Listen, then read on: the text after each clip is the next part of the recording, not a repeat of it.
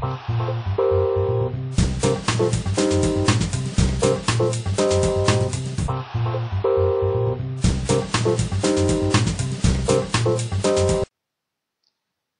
à tous et bienvenue sur votre assistante. Aujourd'hui, nous allons découvrir comment créer un publipostage et l'envoyer par mail avec Word. Lorsque vous souhaitez envoyer un même mail à plusieurs personnes, il existe les autorépondeurs, comme celui que j'utilise pour le blog, et les logiciels d'emailing. Mais saviez-vous que vous pouviez le faire avec Word? Vous retrouverez dans l'espace membre les mails types que vous voyez à l'écran, ainsi que la liste des emails que nous allons utiliser. Alors pour info, ce sont des emails créés au hasard. Donc XXX, je ne sais pas si ça existe, mais c'est pas grave. Donc n'allez pas jusqu'à l'envoi du publipostage avec cette liste. Ce sera juste pour l'exemple. Donc cette liste, je la ferme. Je retourne sur les mails types. Donc si vous ne l'avez pas encore vu ou lu, je vous invite à découvrir le tutoriel sur la création d'un publipostage, car je ne vais pas rentrer dans les détails pour la création du publipostage lui-même. Alors donc vous ouvrez l'email type, ou alors vous l'écrivez, hein, ça dépend. Donc comme je ne vais pas rentrer encore dans les détails, à un moment donné je vais choisir document actuel, mais bon, si vous voulez le créer après ou le faire importer, enfin vous vous adaptez à votre projet. Donc là on va cliquer sur publipostage, démarrer la fusion et le publipostage, assistant fusion et publipostage pas à pas. Là on va choisir message électronique, donc suivant. Utiliser le document actuel, donc sinon vous pouvez utiliser un modèle, un document existant, etc. Donc là c'est ce que j'ai à l'écran, donc suivant. Utilisation d'une liste existante, donc je vais dans parcourir. Là je vais rechercher ma liste client. Donc là si vous avez plusieurs onglets dans votre fichier Excel, alors bien sûr ça peut être Excel, ça peut être Access, hein, c'est pareil que dans l'autre tutoriel. Là on va droit au but, donc là, j'ai qu'un seul onglet dans mon fichier Excel, donc j'ai une seule possibilité. Et sinon, vous choisissez l'onglet concerné, et donc la première ligne de données contient les en-têtes de colonnes. Ça va nous servir pour la suite. OK. Là, donc, vous cliquez directement sur OK si vous ne voulez pas filtrer les personnes à qui vous voulez envoyer ce mail. Donc par exemple, je ne veux pas envoyer à Nathan Collet, je décoche. Donc là, je vais laisser tout cocher. Donc ce qui est coché, c'est les fusions que vous aurez à la fin. Donc OK. Ensuite, suivant. Et là, on va insérer nos champs de fusion. Donc on se place juste avant la virgule après bonjour. On va cliquer, donc toujours dans l'onglet publipostage, pardon. On va cliquer sur la partie haute du bouton. Je vais vous expliquer pourquoi.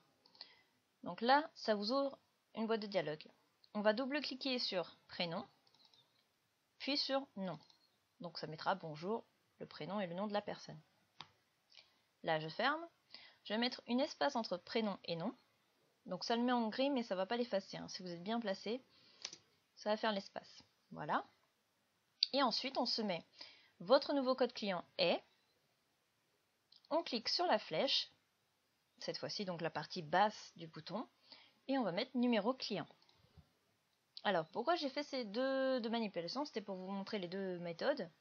Donc en fait, quand vous utilisez la boîte de dialogue, vous pouvez en sélectionner plusieurs. Donc comme j'ai fait, j'ai cliqué sur prénom, j'ai cliqué sur nom. Le problème, c'est que vous ne pouvez pas vous déplacer dans le document. Voilà, vous devrez avoir un petit bip si vous avez mis le son. Là, je ne l'ai pas mis. Donc, c'est pas possible de mettre un champ et revenir. Donc, si vous avez deux champs collés comme prénom et nom, vous pouvez les mettre à la suite et mettre l'espace à la fin.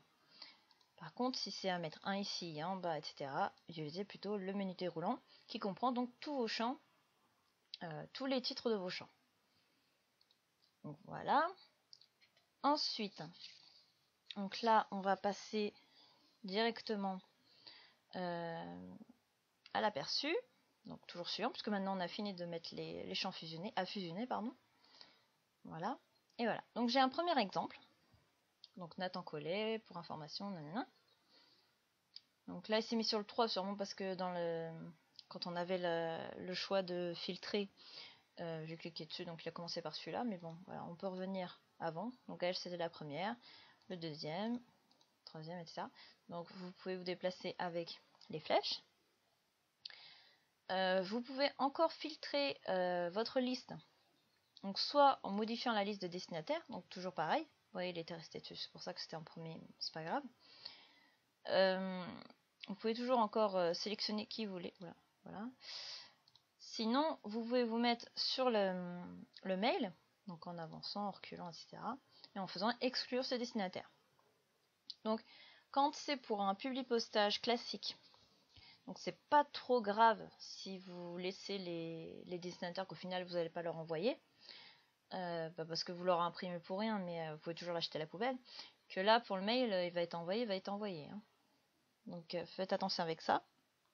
Assurez-vous bien que toutes les personnes à qui vous l'envoyez, c'est voulu. Donc, une fois que vous êtes assuré que le publipostage est correct, vous allez cliquer sur Suivant. Voilà, et Messagerie électronique. Donc là, dans cette boîte de dialogue, vous allez indiquer donc, les paramètres du mail. Donc dans A, vous allez choisir le champ où il y a les mails. Donc là, il l'a détecté tout seul, hein, c'est email, tout bêtement. S'il ne l'a pas trouvé directement, vous le choisissez bien sûr. C'est dans vos champs. Là, la ligne objet, c'est tout simplement l'objet du mail. Donc, votre code client. On va faire simple. Hein. Et le format des messages, vous avez pièce jointe. Donc ça mettra le message en pièce jointe, texte brut et HTML. Alors je vous conseille pas de le mettre en pièce jointe parce que recevoir un mail vide avec juste ça écrit, bon, c'est pas terrible. On aime bien quand même avoir du texte, hein, veuillez trouver suivant ou quelque chose comme ça. Donc surtout c'est pour écrire ça. Texte brut, donc pour une meilleure délivrabilité, on va choisir ça. Mais sinon vous pouvez mettre en HTML, hein, surtout s'il y a des images, etc. Donc là, comme je vais envoyer le message à tous les destinataires sélectionnés jusqu'à présent, vous voyez, vous avez quand même eu 3 étapes où vous pouvez choisir à qui l'envoyer. Hein. Donc pas d'excuses si vous vous trompez.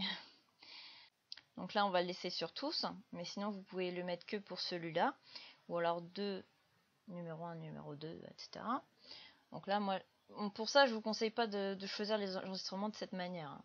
Faites-le vraiment en étant sûr à qui vous l'envoyez. Encore une fois, c'est différent de l'impression par l'imprimante. Donc, et là, je vais cliquer sur OK. Alors, simplement, je vais arrêter le tutoriel à ce stade. Donc, je peux le faire là, il n'y a pas de souci. Hein. Mais en fait, j'ai pas paramétré Outlook. Donc, normalement, il m'ouvre là, voilà. Je l'ai pas fait, j'utilise pas Outlook. C'est pas mon truc, hein. Je préfère Gmail tout simplement. Donc, je l'ai pas paramétré, mais l'envoi devrait s'effectuer au moment du clic sur OK. Donc là, ça va pas le faire. Oui, voilà. Donc là, j'ai arrêté le publipostage. Mais une fois que vous avez cliqué sur OK, normalement, c'est censé envoyer l'emailing. Donc, le dernier conseil que je peux vous donner, c'est de vous assurer du bon fonctionnement de votre publipostage. Donc pour ça, il faudrait que vous fassiez un test seulement sur votre adresse email. Donc dans le fichier client que j'ai, par exemple, vous supprimez toutes les lignes, vous en laissez une remplie, hein, ce sera toujours mieux d'avoir les bons champs. Et à la fin, vous mettez votre adresse mail à vous. De cette manière, vous faites le publipostage, vous envoyez, etc. Et là, vous allez voir comment vos destinataires recevront les messages et vous pourrez être sûr que tout fonctionne correctement. N'hésitez pas à poser vos questions relatives à ce tutoriel en commentaire, j'y répondrai avec plaisir. Et si vous n'êtes pas encore abonné à la newsletter, il suffit d'inscrire votre prénom et votre adresse email, de choisir un mot de passe pour accéder à l'espace membre, de cocher là où les cases des logiciels dont vous souhaitez recevoir les articles, d'indiquer comment vous avez connu le blog et de cliquer sur « Je m'abonne ». Ensuite, validez le mail reçu afin que votre accès à l'espace membre soit validé et que vous puissiez télécharger le mini-guide Office et Adobe, ainsi que le livre numérique Votre meilleure astuce pour gagner du temps, issu de l'événement Interblogueur auquel j'ai participé. Vous recevrez également tous les futurs articles du blog s'ils correspondent à vos choix. A bientôt sur votre assistante.